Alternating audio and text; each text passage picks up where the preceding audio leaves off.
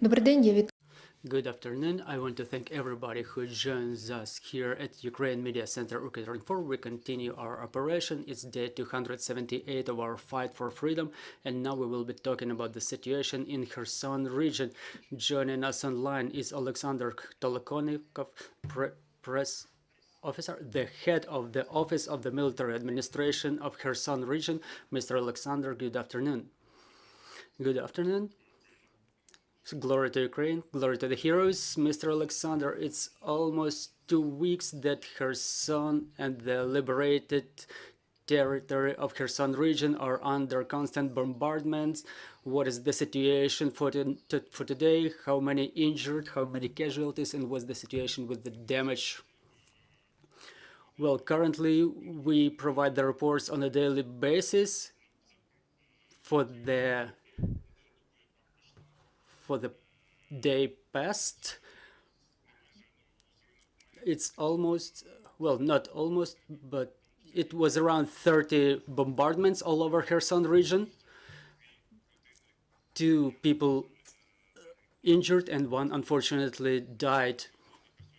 We continue, well, as for the destruction and damage, the RA committee is working on a permanent basis on these issues which involve law enforcement agencies. The statistics as of now is being double checked for the last day. However, we still have good news. We gradually get the consumers connected to the power grid in Kherson, and not only the city of Kherson, but the region in general.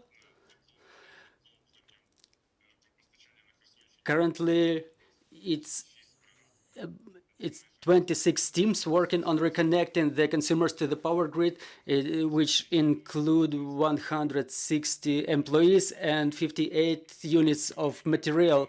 The teams were working on the lines which connect Vysokopilya, Topolino, Alexandrivka, Novovorontsovka, and right now we can say that Kherson,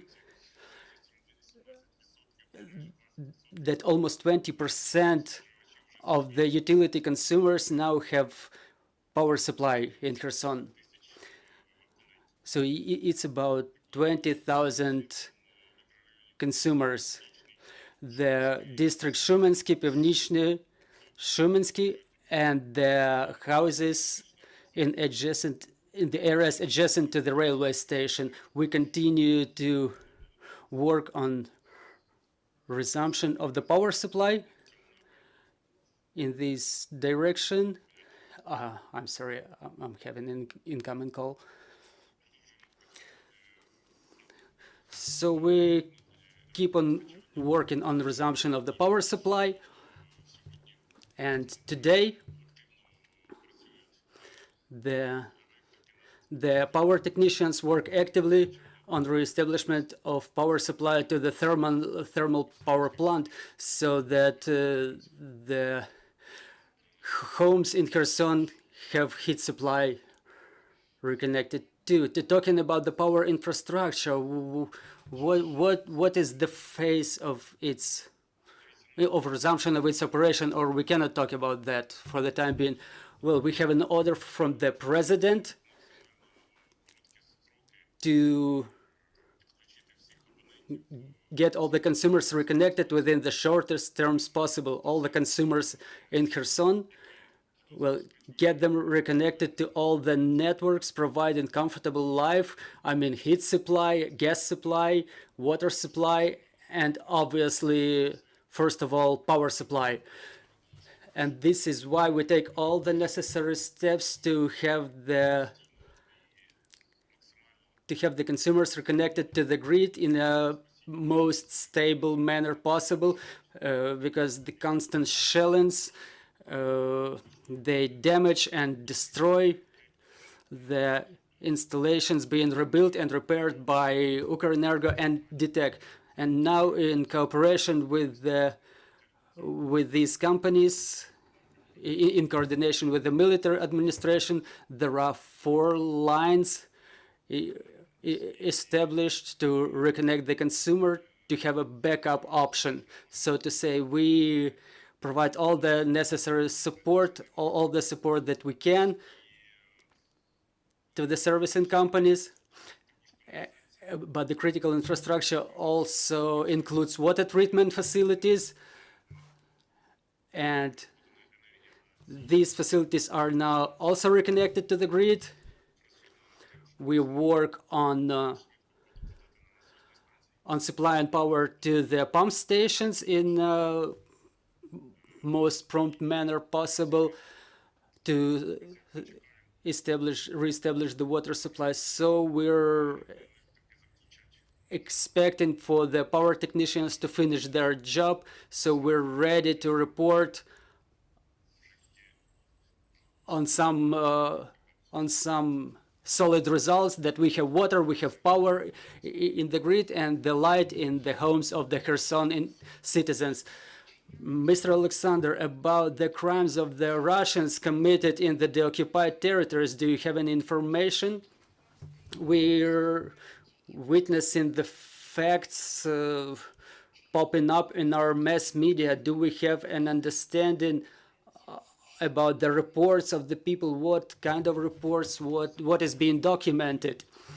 Well, the law enforcement agencies keep documenting the reports and applications from the citizens. They go on missions regarding the torture sites, mass grave sites.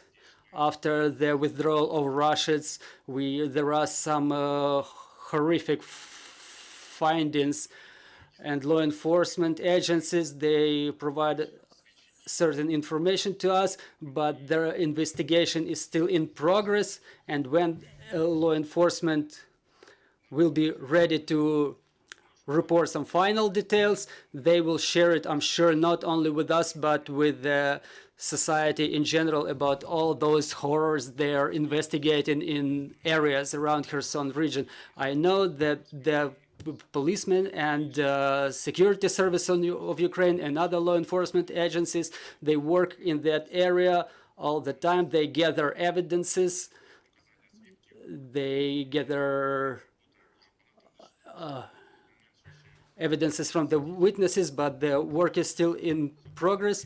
The work was only accomplished by the pyrotechnics and IED technicians. So when the president ordered to arrange the comfortable life for the people, which was the first task so that people could normally comfortably reside in the city, to reestablish the power supply, we had to involve the pyrotechnics to that job to demine the struts of the aerial lines which were blown up by the occupiers during withdrawal, which were destroyed or mined by the occupiers during their withdrawal. So the pyrotechnics will proceed to other areas, and we'll see what are the finds, what are the results of the investigation of the law enforcement agencies.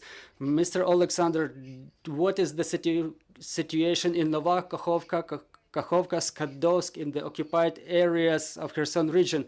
There was recent information about withdrawal of the occupiers from Kakhovka and Nova Kakhovka. Can you confirm that they are leaving? I apologize. The connection is not good enough. I was not able to make it out. What's the situation in the occupied areas in the left bank of Kherson region? What's going on in Kakhovka and Nova Kakhovka? Can you confirm the information about the withdrawal of the occupiers from those areas? 1, 2. Unfortunately, there is a communication breakdown. Our technical team is working. Unfortunately, there is no connection, dear friends. Unfortunately, we have to wrap up our briefing. We understand that there are difficulties with communication in Kherson. So our speaker got connected to our briefing himself, but things like this happen. Thank you. Thanks for staying with us. We're preparing our schedule for tomorrow. Bear with us. Glory to Ukraine.